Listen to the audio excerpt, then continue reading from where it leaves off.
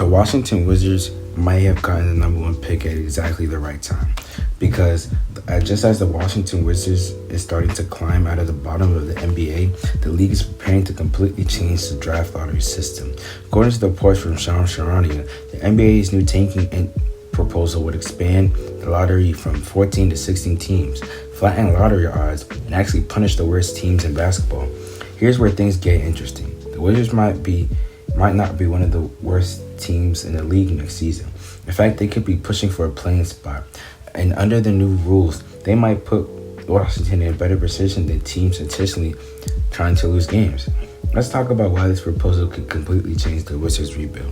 For years, the NBA has had a problem. Teams realized that sometimes losing was more valuable than winning. The worse your record, the better your odds of landing a franchise superstar. That's why we've seen teams shut down veterans, rest healthy players, and race to the bottom of the standings. The NBA wants that to stop. Their solution is the 3-2-1 lottery. The biggest change? Being one of the worst teams in basketball no longer guarantees you the best odds. What changes? The proposal includes three major changes. First, the lottery expands from 14 teams to 16 teams. Second, lottery odds become flat. Third, the bottom three teams are actually penalized through what's being called a regulation zone instead of receiving the strongest odds. Those teams would receive fewer lottery balls than several teams above them.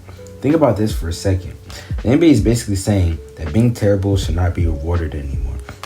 Let's talk about the Wizards. A year ago, Wizards fans were hoping the team would lose games. Every loss improved draft positioning, but that strategy doesn't make much sense anymore. The Wizards now have a young core. They have Alex Sarr, they have Keyshawn George, they have Trey Johnson and Will Riley. And now they even have the number one pick from the draft. The roster isn't designed to win 15 games anymore. It's designed to start competing. That's when the new lottery odds become fascinating. I'm not saying the Wizards is suddenly a contender. They're not. But look around the Eastern Conference. Several teams are aging, several teams are rebuilding, and the Wizards have one of the youngest collections of talent in the NBA. The race looks the goal for the Wizards competing could be the 8th or 9th seed.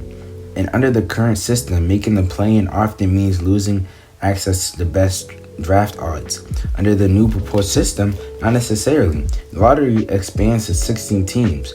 That means teams around the play-in race can still have lottery opportunities. Instead of choosing between development and draft position, teams like Washington could potentially have both. Here's the part that should excite Wizards fans. Imagine Washington wins 35 to 40 games. They're competitive. They're fighting for a playing spot. Maybe they just finished right outside the postseason. Under the proposed system, they would still be in the lottery. And because of the odds that are flattened, they could legitimately have a chance to jump in the draft order. Think about how crazy that would be. The Washington Wizards can improve on the court while still remaining a path to another premium draft pick. That's exactly what every rebuilding team wants. Under the old system, the formula was simple. Lose games, get better odds. Hope the lottery balls bounce your way. Under the new system, the formula changed. Develop players, compete every night, and stay out of the bottom three, and still have a chance at lottery luck. For a franchise like Washington, that's a huge difference. The organization no longer has an incentive to bottom out. Instead, they're incentivized to start building a winning culture. When I look around the NBA, some rebuilding teams are going to hate this proposal. Teams hoping to lose 60 games and guarantee elite odds won't like it at all. But the Wizards might be perfectly positioned. Washington already got his franchise cornerstone pick. Now we can focus on playing competitive and development. If they begin a play-in level team while remaining in lottery range, they could have the best of both worlds. Competitive basketball for the fans, meaning development for the young players, and a chance to move up in the draft board if lottery gods smile on them.